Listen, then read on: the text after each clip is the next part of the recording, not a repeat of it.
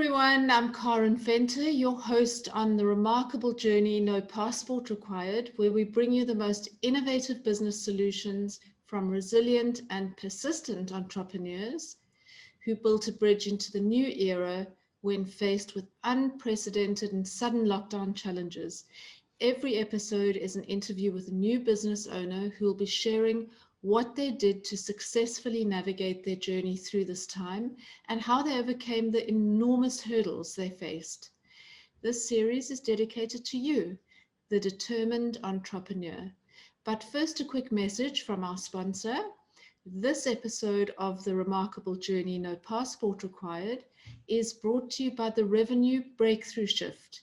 Do you feel that you have an amazing business that you believe in with everything inside you, but it's just not bringing in the kind of money you know it has the potential to make? And you're not sure how to make the switch from barely surviving or just surviving on the hamster's wheel to really thriving financially with a business that enables you to build the life you love. Imagine the relief of not having to figure it out on your own, not wasting time and money trying things that are not effective for you, but instead having the steps you need to achieve that already mapped out for you. The Revenue Breakthrough Shift is designed to accelerate revenue growth in your business and to help you explore new ideas and new ways of doing things to enable your business to remain relevant and thriving, particularly in a changing environment. Our 14-week online program provides you with a roadmap and personal support on the journey to strengthening your financial position and creating financial security in your business so that you can have the life you love and the life that your business was meant to provide for you and your family. So I'm super excited today because I have Dr. Deb Peretz, who is a Karmic success coach, and she is our guest for today. Deb became a coach to help people find success in life and business. She spent her adult life studying personal development, past life regression therapy, mediumship, and her go-to resource, evolutionary astrology. Her PhD in education has given her in-depth knowledge in cognitive and positive psychology, focusing on how adults think, learn, and grow.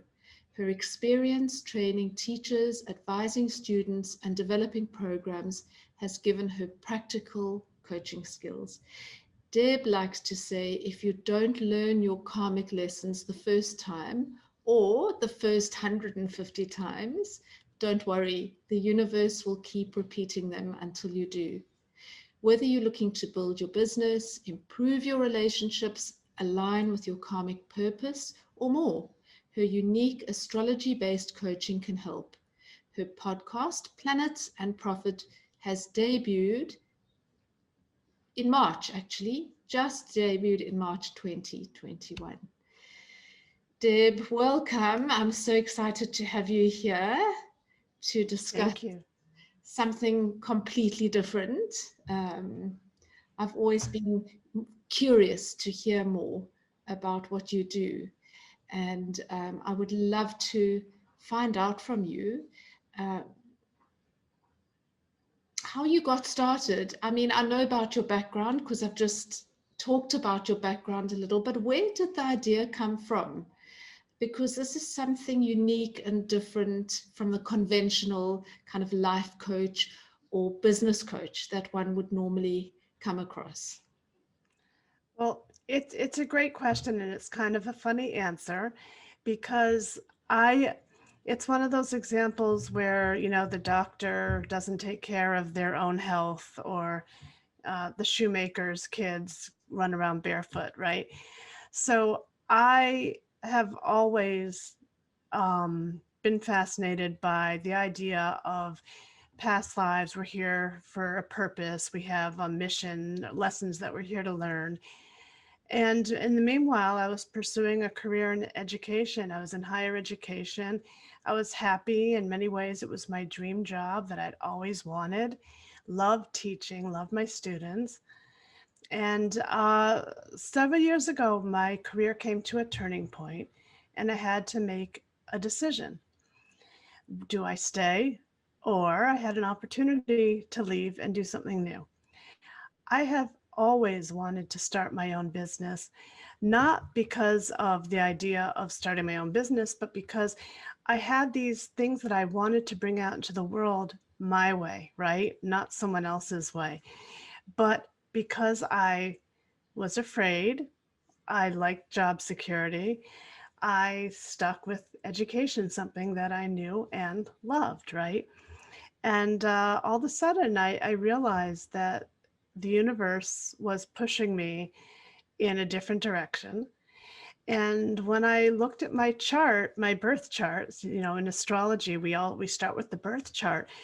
It screamed at me in a way that I hadn't seen for 20 years previously, that teaching and academia, that was my past lives. That was my comfort zone. But staying there was just repeating what I've already learned, and I wasn't growing. And I'm here to grow. We each come into a body in this lifetime to learn and grow. But I was avoiding my lessons because it was outside my comfort zone. So, the finally had to get hit over the head, and I realized that, okay, I am here to use my teaching skills to help people aligned with their karmic paths. Something that I was not doing, right? But I knew about. So as I learned, I was helping other people avoid the same mistakes. That was a long-winded answer to your question, but did I answer it? You absolutely did. Thank you, Deb. It was a wonderful answer, and it was an interesting answer because what you do is so interesting. I think that it's interesting to hear how you actually arrived here because it's just something that's totally different. And Deb, what were the early days of your career like in your new career as an entrepreneur in your business? Well, the thing about learning lessons is you have to get outside your comfort zone. That's why we so often repeat the same life lessons lifetime after lifetime, because we don't do that. We don't face that fear and find the courage. So for me, it was leaving the credibility and respectability of higher ed, of academia. Hey, I'm a college professor, instant credibility and respect. And all of a sudden coming out and saying, okay, I'm an astrologer and I help people align with their karmic purpose and find karmic success. People look at me as like, what are you one of those Looney Tunes? And all of a sudden credibility is gone and I'm in, past midlife and I have to build up new credibility. So it was the fear. The early days were about me overcoming my fear of, I call it coming out of the woo-woo closet. And I made a few false starts. So the first rendition of my business, I changed my name, didn't use my real name. And I joined a bunch of networking groups for for coaches. And I was appalled that there were so many people doing it that had been doing it all their lives. Who was I all of a sudden to come in here and say, all right, this is me. So I had this knee-jerk reaction, fear reaction, and decided, okay, I'll be a coach to help business owners create online courses because that was a big thing. And one of my specialties from higher ed is educational technology and teaching people how to create courses and how to teach. So I put my everything into that business, right? And that was a lot of fun. It was something that was respectable. It was something easy for me, right? And here it was my own business. So I thought, okay, this is it. Within a year, like I said, if you don't learn your lessons the first time, the universe keeps repeating them. And I realized, no, that's not what I'm here for. Teaching this educational technology stuff, that's my past. It's not my present. And so, yeah, so then I came out again and started this new rendition of my business with my real name. You embraced everything that you were doing and kind of let it all out. Yeah. Yes. So facing the fear was the big struggle of exposure, of visibility. And also, I prefer being in the sidelines in the back. It's funny for a teacher to say that. I'm perfectly comfortable in front of a classroom, but for this kind of business, you really have to get out there and be visible. And that's been a huge challenge. It's so interesting to listen to you talk about that and kind of moving out of your comfort zone all the way through the fear and the growth zone. And it's really interesting to listen to you talk about that, because I think that's part of the journey for an entrepreneur. And also to listen to you talk about imposter syndrome, that is such a common thing. I'll know enough when, I'll know enough when. So I'm really pleased, and I'm sure your clients are really pleased that you embraced that and you said enough of this when, and I'm doing it now. I'm so pleased you did that. And on this journey, Deb, are there any kind of big milestones or important milestones that you'd like to mention? There have been, and it's been wonderful because I'm not sure I could have stayed with it and faced all this discomfort without it. But whenever my clients will say, wow, you really helped me get out of this rut. You really changed things for me. And the feedback I get from clients, that's what feeds me. And I'll just, as one example, I had this one client who was really in a toxic situation. And I won't go into details, but when I first started working with her, I was a little, um, concerned. It's like, okay, I have to get this right. I have to help this woman, align with her path and get out of the situation. But as a coach, I can't say, you're in a toxic situation, you must leave, right? Coaches, we help the client discover for themselves what they need to do. And so through working with her, she did eventually leave the toxic situation and get into something that was so much better, so much more suited to her. And I just felt thrilled that I could have played a role in helping this person align with her path better. And I'm very grateful to be able to do that work.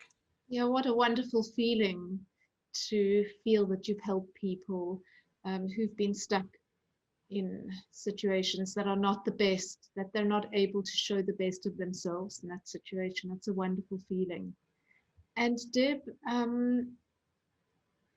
what do you think it was you did in your business that gave you the most traction? Definitely, it was putting myself out there, the thing I feared the most. So I started with networking, and I was just joining all these different networking groups, and some were a better fit than others, but each one was a learning opportunity. But then I found the networking groups that were really suited to me, and I found just a wonderful community. I'll even come out and say it's Pepper Lane. It's based in the US right now. I hope eventually they'll go international, but it's focused on women entrepreneurs, specifically mom entrepreneurs, although you don't have to be a mom to join. And it was just such a supportive community, but also a really high quality community. So that helped. So little by little, I got used to it, but also other communities.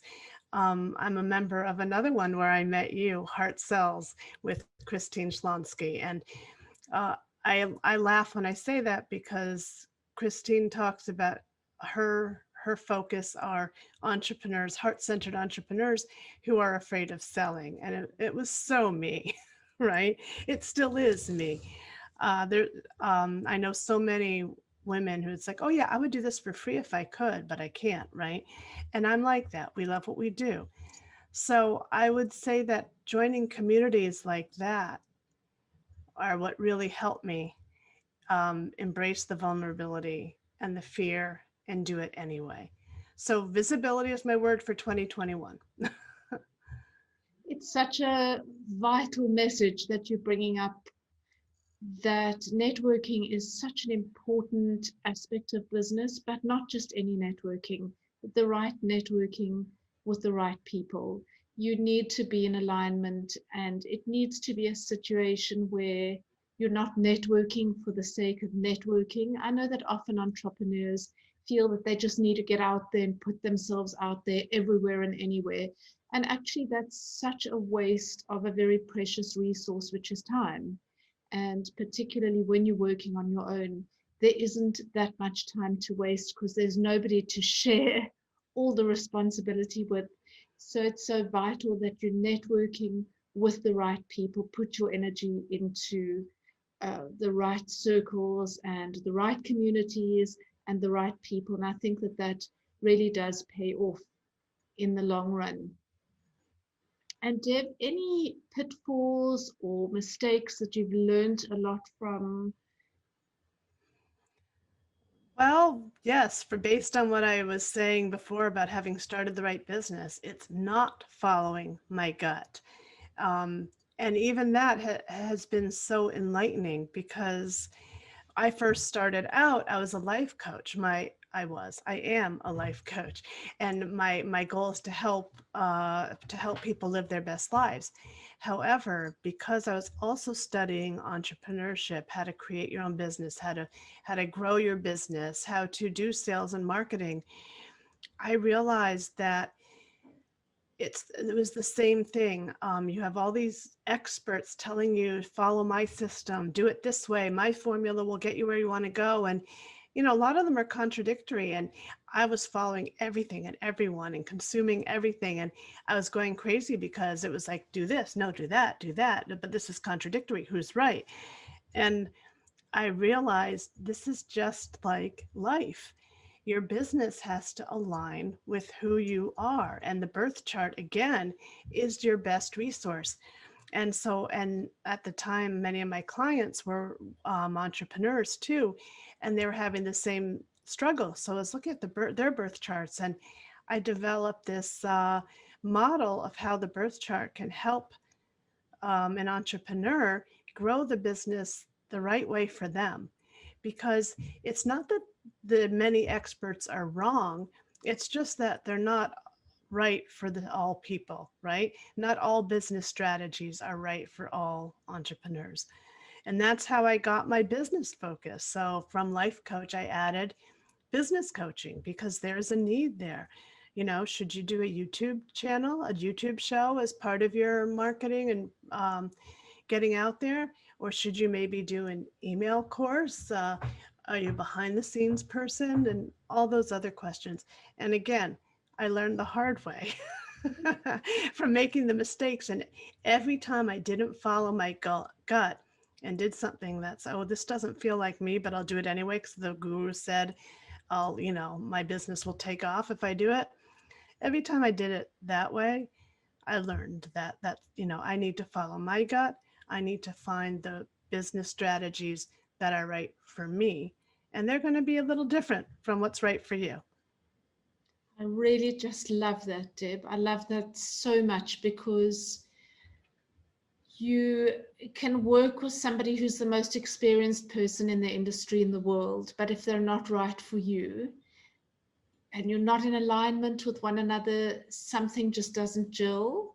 And I think, as you say, we know what we know, but we also know sometimes what we think we don't know.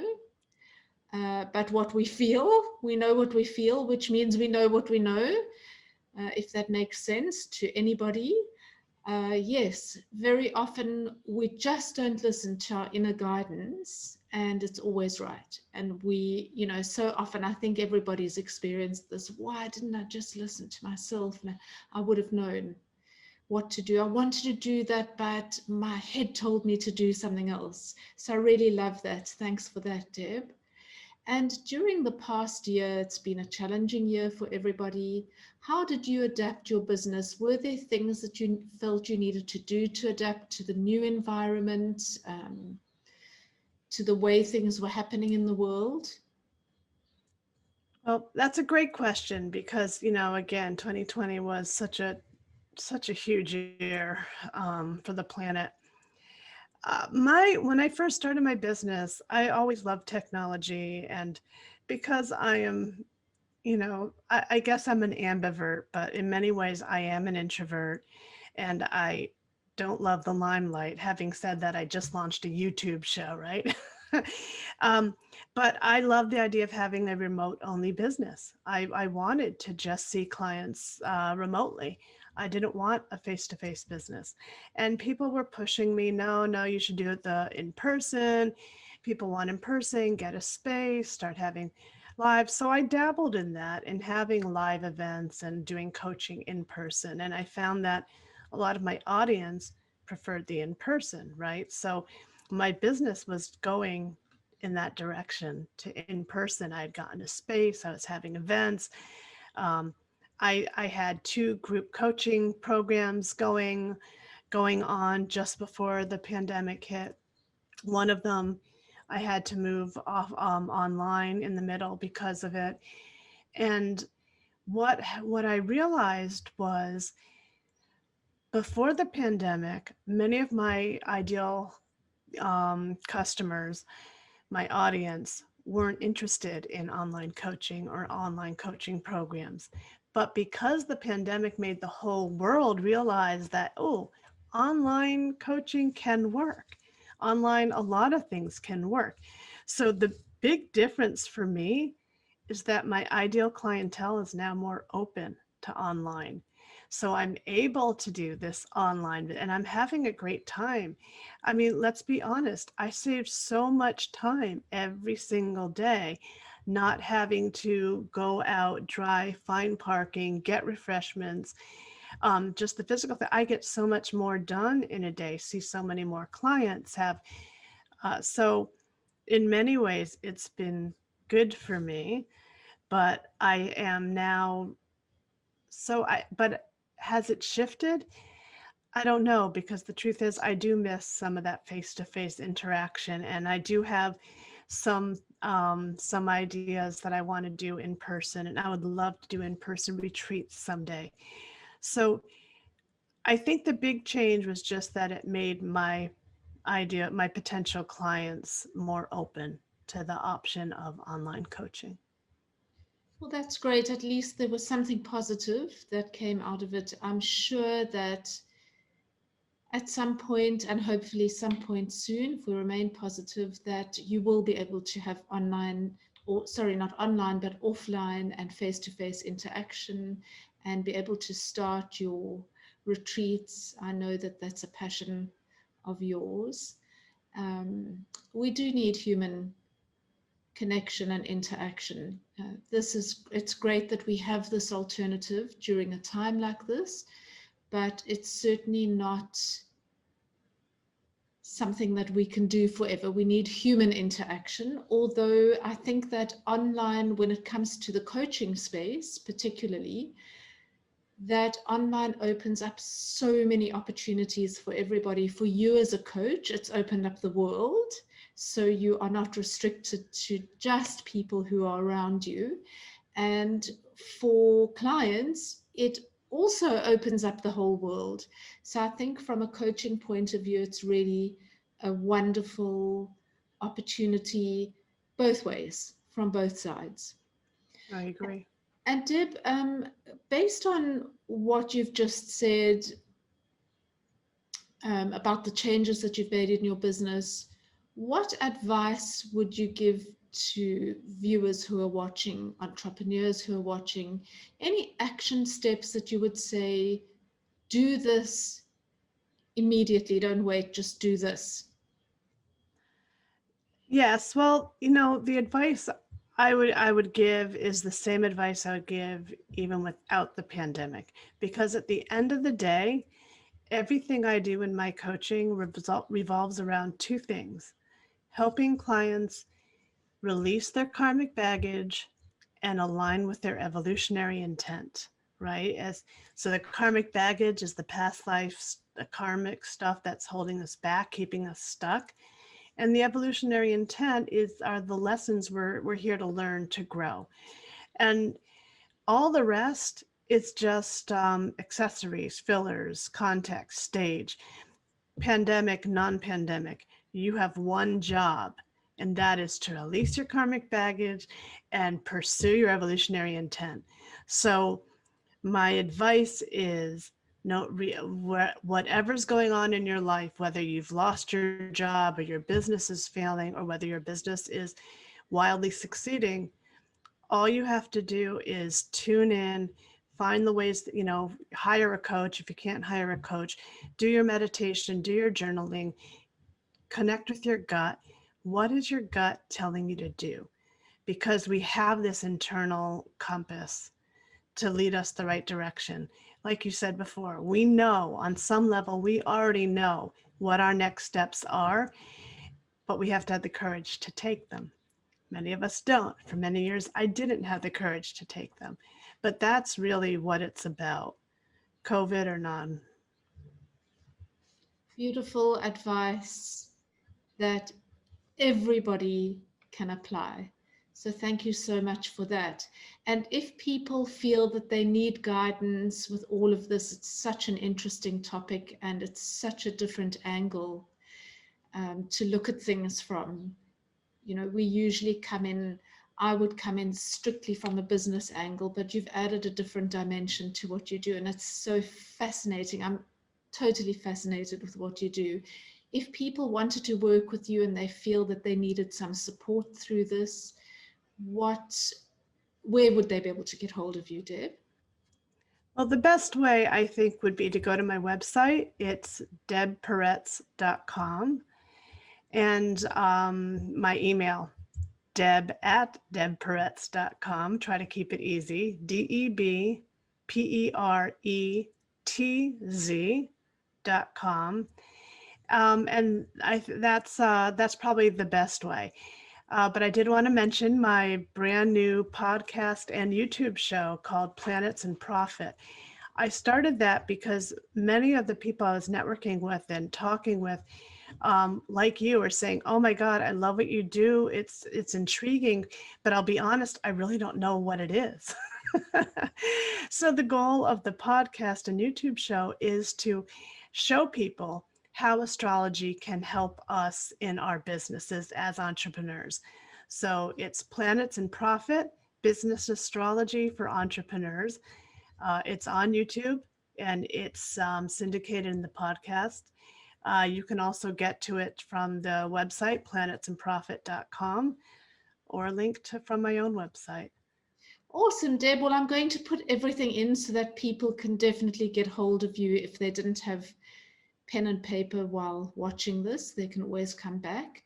And I've just absolutely loved talking to you. And it always feels as though it's too short when I'm doing a podcast show, but this has been something interesting and something different, and it really has been too short because I would love to know more. So what I am going to do is I'm going to head over and listen to your podcast and watch your podcasts. That's the solution.